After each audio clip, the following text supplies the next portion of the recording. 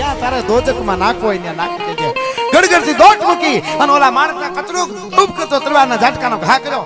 ધાડ કરતા બે ભાગ થઈ ગયા ઓલા માણસના. ભોડા બે બાજુ ઉલળવા મંડાણા. એક ભોડાનો આમ ઘા કર્યો, એકનો આમ કર્યો અને દીકરીને પાછી લઈ સમાધિમાં મૂકી માથે ધૂળ વાળી અને ઓલો પાણીનો ઘડો લઈ વડલાની ડાળખીની પાસે આવ્યો ને તો હાથના ગરજા ફૂટી ગયા તા. આમ પાપ ધોવાય ભલા માણસ, પાપ આમ ધોવાય. મર્દ શીશ પર નવે, મર્દ બોલી પહેચાને, મર્દ ખિલાવે ખાજ, મર્દ ચિંતા નહીં માને, મર્દ લેંગે હૃદય મર્દ કો. આ વાત કેવી, આ કોણ કરે હવે? જેને કોમવાદના ઝંડા લઈને નીકળી જાવ હવની જ્ઞાતિના. ઓલો કે અમે આના થઈ, ઓલો કે અમે આના થઈ. આખું હિન્દુસ્તાન ફોળાઈ જાય ને બહુ મોડી ખબર પડી છે ત્યારે આપણે કોણ સહી ખબર નહીં રહી. એટલા માટે રાયડું નાખીને કહી છે. બાકી કોણ કહે કોણ સા? કોને મરું છું જેને મળવા તેનું મુખ નાઈ દેખું, અને ડરું છું જેનાથી તો રોજ હામું થાય છે. છૂટવા જેનાથી ભાગું છોડે નાઈ છેડો, અને દોડું જેની પાછળ તે દૂર ભાગી જાય છે. અમૃતનું અરે કાને સાંભળ્યું છે નામ ખાલી, જોઉં છું ગાડી આંખે ઝેર જ દેખાય છે. માણેક પારસમણી ક્યાંય દેખાતી નથી, અહીં તો સમકતી ચિરોડીમાં મન છેદરાય છે. એટલે આવી વાતો અંદરથી જે લાગી જાય અને વીરત્વ હોય ન્યા જ આવે. હું કાયમ કહું, એક હાથમાં માળા હોય અને એક હાથમાં તરવાર હોય ને ન્યાય ભગવાને એને જ મળે. બાકી માઈ કાંગલાના કોઈ દી મંદિર ન થાય. એક પ્રસંગ કહી દઉં નાનકડો, સમય તો ઘણો ગયો છે પણ હમણાં ભાઈ યાદી કરાવી. એટલે મરદાય જ્યાં મરદાય હોય, જ્યાં તત્વ હોય ત્યાં આવે. નાનકડો પ્રસંગ પણ મને ગમે. બારવટા આપણે ત્યાં હમણાં યાદી કરાવી મામાએ. 12 પ્રકારના વટ હોય ને 12 વટિયા કહેવાય. કોઈની બેન દીકરી સામે આંખથી આંખ મેળવીને વાત ન કરે સતત. કોઈ બેન દીકરીને હાથ અડાડાય નહીં, ગરીબને લૂંટાય નહીં, ભાગતા માણાને ઘા કરાય નહીં. આવા 12 પ્રકારના પોતાના પરિવાર હોય, પોતાની પત્ની હોય ને એનો પડાવ હોય ને હારે ન રહી શકે. આવા 12 પ્રકારના વટ એને 12 વટિયા કહેતા. એવા 12 વટિયાઓને હારે કુકાર એક 12 વટિયા 12 વટું કરેલું અને પછી મેન 12 વટિયો તેનું 12 વટું પાર પડ્યું. એટલે હવના સાથીઓ હતા એ હવને ઘરે વયા ગયા. એમાં એક મુસલમાનનો દીકરો ક્યાં આવે, મને આ વાત ગમે. એટલે મુસલમાનનો દીકરો પણ મર્દનું ફાડ્યો ભાઈ. હા, रिंद बलोच જેને કહેવાય, મર્દનું ફાડ્યું. नबी नाम लेना नहीं, झूठ कहना खुदा नाम लेना, जब मेहरबानी यहाँ से गमाया यहाँ ही बुढ़ाया, नहीं साथ जाया किया धूड़ धानी फिक्र में फंसाया, सभी को हंसाया हुक्म अब के आया, सरोवर जो पानी मोहम्मद तू मालिक समेत के पालक करो दिन कालक करो पार बेरा. એને એમ થયું કે મેં 99 એના જીવનમાં એને 99 ખૂન કરેલા મામા. પણ મને આ પ્રસંગ ગમે. જે સારું હોય ને કેવું જોઈએ. મેં હમણાં શરૂઆતમાં ન કીધું ભગતસિંહને યાદ કરી તો અશફાકુલ્લા ખાનને આપણે યાદ કરવો જોઈએ. કદાચ એ ગુમનામીમાં વયો ન જાય. એને જે કર્યું છે કાકોરી કાંડ વખતે અને બધું એ વાત તો આખી લાંબી છે. પણ એને જ્યારે ટ્રેન લૂંટીને આખી ત્યારે લૂંટ્યા પછી અંગ્રેજો ભેગો હતો, એ મુસલમાન હતો. બોલો, ઈ મુસલમાને આને કીધું તું તો મુસલમાન છો, આના દેશ આઝાદ કરવા તો હિન્દુસ્તાન છે, અને તને શું શાબાશી મળવાની છે? તો કે શું તું વાત કરે છે? તું આવું હવે બીજી વાર શબ્દ ન બોલતો દેશ માટે, ભારત માટે, હિન્દુસ્તાન માટે. અશફાકુલ્લા ખાન ને ઓલો અંગ્રેજો હારે મુસલમાન હતો, એને કીધું કે તું તને ઇનામ જે જોઈએ મેળવી દઉં, તારો ગુના બધા માફ થઈ જશે, પણ તું નામ આપી દે કાકોરી કાંડમાં ટ્રેન લૂંટવામાં કોણ કોણ હતા. ચંદ્રશેખર આઝાદ થી લઈને બધાય. અને એ વખતે એને કીધું તું કે તું હું જે માટીમાં જન્મો છું, જે માટીમાંથી હું ઉત્પન્ન થયો છું, મોટો થયો છું, મારી માં ભારતી છે, મારો હિન્દુસ્તાન છે. એના માટે તારા જેવા 1000 મને ઊંડા સમજાવવા વાળા આવે ને તો મારામાં કઈ ફેર પડવાનો નથી. જ્યાં ફાંસી તારા અંગ્રેજોને કહી દેજે, જ્યાં ફાંસીએ સડાવો ત્યાં સડાવી દે. અને સાહેબ એક બાજુ ખુદીરામ બોસ, એક બાજુ અશફાકુલ્લા ખાન, અને એક પછી ચંદ્રશેખર આઝાદ. એ તો આઝાદ જ હતો, એ તો હાથે ગોળી ખાઈ ગયો ત્યાંથી કોઈના હાથમાં ન આવ્યો. પણ હામાં બેને એક જ તારીખ બધા જે 4 જણાને જે ફાંસી આપી હતી, કાકોરી કાંડ કર્યો એમાં બધાની એમાં આને નોખો રાખવામાં આવ્યો. તો સમજાવવા સારું થઈને જો માની જાય તો ઓલા ઉપર એવો બધાય જેટલા હતા એને, પણ એ માયનો નહીં.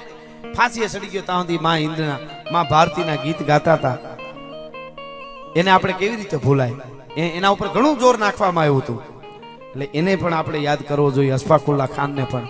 એટલે એવી આ વાત મને ગમતી. 99 ખૂન કરેલા એ મુસલમાનનો દીકરો બારવટિયાઓની હારે અને પછી પોતાના ગામમાં આવ્યો ને એને ક્યાં હોક થતો નથી. અંદર કંઈક એમ થાય ખુદા તારા મને માફ નહીં કરે, મને જન્નતમાં પનાહ નહીં મળે, હું શું કરું? મેં 99 મારી નાખ્યા છે, કટકા કરી નાખ્યા છે બારવટામાં, જનૂનમાં. હવે હું શું કરું? એમાં ક્યાંક ભાગવત હાલતું તું ત્યાંથી નીકળ્યો.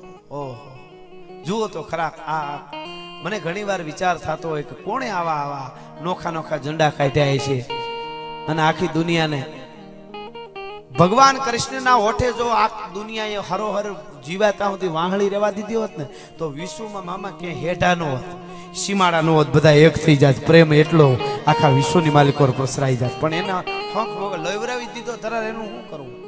એટલે ગામડામાં ઘણા હોંક લેવરાવાનું કે તો ધ્યાન રાખવી, હાલ્યા કરે અટાણે વાહળી બરોબર છે.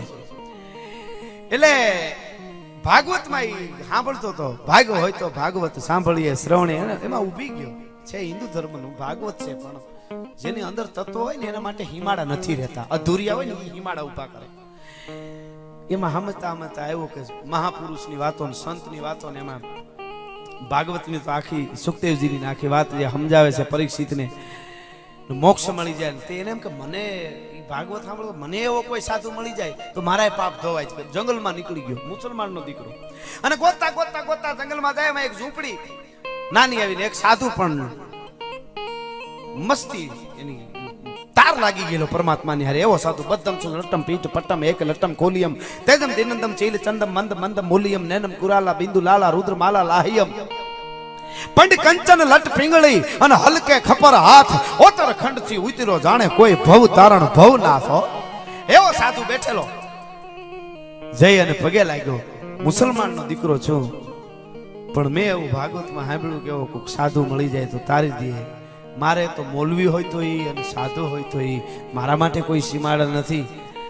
તો કે શે હું તો કે 99 ખૂન કર્યા ને અંદર અગ્નિ થાય છે, મને જન્નતમાં પનાહ નહીં મળે.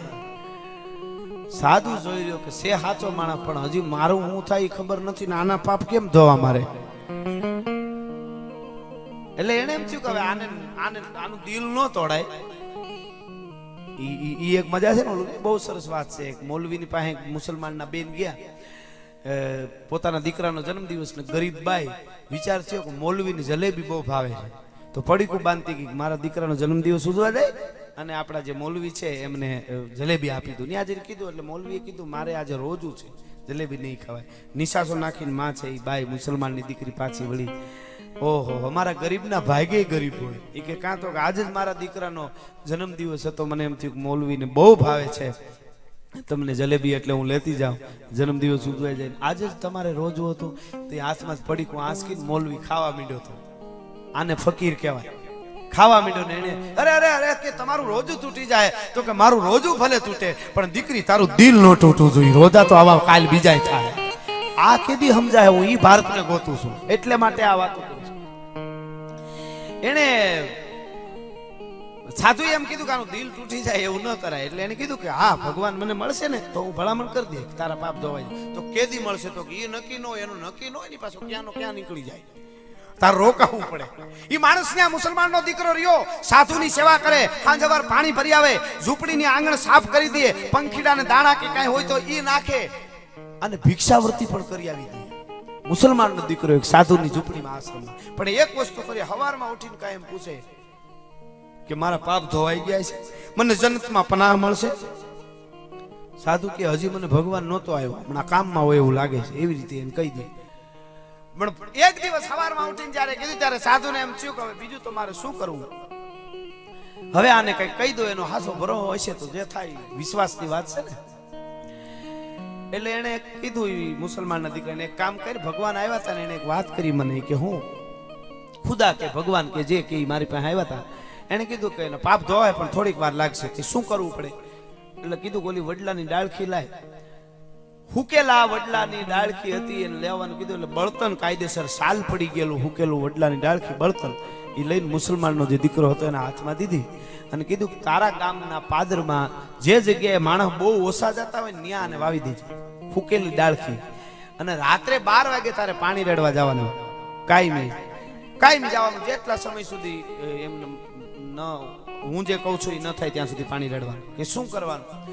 જે દિવસે તું એ ડાળખીને પાણી રેડવા જા ને કોળાઈ ગઈ હોય ને ડાળખી, એમાં ગરજા ફૂટી ગયા હોય કૂંપળા હુકલ ડાળખીમાં, તેથી તારે સમજવું કે આજ મારા બધાય પાપ ધવાઈ ગયા અને ખુદા તાલા તને માફ કરી દીધો અને તને જન્નતમાં પનાહ મળી જશે. રાજી થઈ ગયો. હા હા હા, મારા પાપ ધવાઈ જાય. હુકેલી વડલાની ડાળખી લઈને ગયો. વિચાર કરે કે ખોડવી ક્યાં? એટલે શમશાન અને કબ્રસ્તાન બધું હાવ પાહે પાહે ભેગું હતું. એની વચ્ચે ખોડી, એની વચ્ચે ખોડી કે અહીંયા માણસ રાતે ન આવે, બહુ ઓછા આવે. એટલે એ ખોડી પછી તો કાંઈ નો ક્રમ થઈ ગયો. મરદ માણસ એટલે બગલમાં તરવાર હોય, ખંભે ઘડો પાણીનો લઈને રાતના 12 વાગે જઈને પાણી રેડી આવે. આવો કાયમનો ક્રમ થઈ ગયો. અમુક સમય સુધી ચાલ્યું એવું. એમાં એક ઘટના બને છે. ઈ જ ગામની સાધુની 17-18 વર્ષની દીકરી ગુજરી ગઈ. સાધુની બાવાજીની દીકરી ગુજરી ગઈ અને ઈ સાધુની દીકરી ઉપર ઈ જ ગામના કોઈ નરાધમ માણસની ખરાબ મીઠ હશે, એટલે કાયમ જોતો હશે એને પ્રાપ્ત કરવા માટે. દીકરીને ખબર પણ નહોતી, પણ કામી કુળ ન ઓળખે અને લોભીને ન હોય લાજ, મરણ વેળા ને પારખે, ભૂખ્યો ગણે નહીં અખાજ. એમાં એ દીકરીનું મૃત્યુ થયું. સાધુની દીકરીનું જે કાંઈ અકસ્માતે જે કાંઈ થયું છે, મૃત્યુ થયું એનું. અને એ દીકરીને શમશાનમાં દફનાવવામાં આવી, સમાધિ દેવામાં આવી. અને આ માણસ મુસલમાન જે હતો એ રાતના 12 વાગે પાણીનો ઘડો ખંભે, બગલમાં તરવાર, ધીરો ધીરો હાયલો જતો હતો.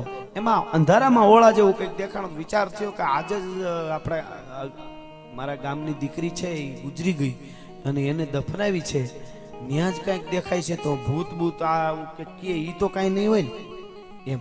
પછી વિચાર થયો કે મરદ માણસને કાંઈ ભૂત બોલાવે એમ કરીને થોડોક નજીક ગયો તો આખું પામી ગયો, ઓળખી ગયો. અંધારામાં એને ખબર પડી કે આ તો ઓલો મારા ગામનો નરાધમ માણસ છે, પાપી માણસ છે.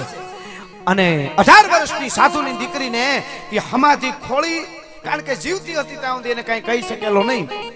એ સમાધિને ખોળી અને બહાર કાઢી અને ઈ દીકરીની માથેથી ધૂળ એક બાજુ કરી અને દીકરીને બહાર કાઢી રહેલો. અને આ મુસલમાનનો દીકરો પામી ગયો.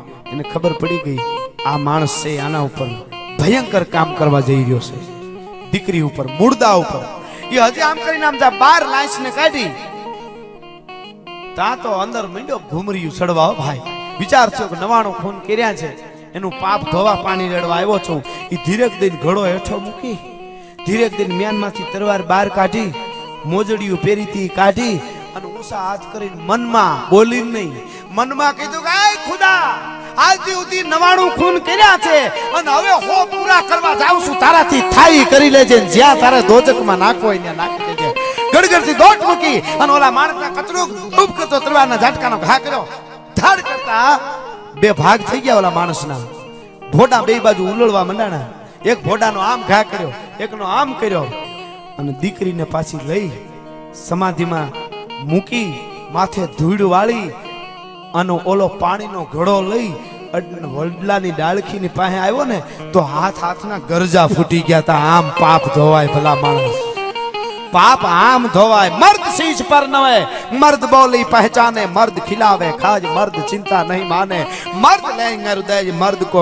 આ વાત કેવી, આ કોણ કરે? હવે જેને કોમવાદના ઝંડા લઈને નીકળી જાવ હવની જ્ઞાતિના, ઓલો કે અમે આના થઈ, ઓલો કે અમે આના થઈ, આખું હિન્દુસ્તાન ફોળાઈ જાય ને બહુ મોડી ખબર પડી છે ત્યારે આપણે કોણ સહી ખબર નહીં રહી. એટલા માટે રાયડું નાખીને કહી છે. બાકી કોણ કહે કોણ સા, કોને મરું છું તેને મળવા તેનું મુખ નાઈ દેખું, અને ડરું છું જેનાથી તો રોજ હામું થાય છે, છૂટવા જેનાથી ભાગું છોડે નાઈ છેડો, અને દોડું જેની પાછળ તે દૂર ભાગી જાય છે. અમૃતનું અરે કાને સાંભળ્યું છે નામ ખાલી, જોઉં છું ગાડી આંખે ઝેર જ દેખાય છે, માણેક પારસમણી ક્યાંય દેખાતી નથી, અહીંયા તો સમકતી ચિરોડીમાં મન છેતરાય છે. એટલે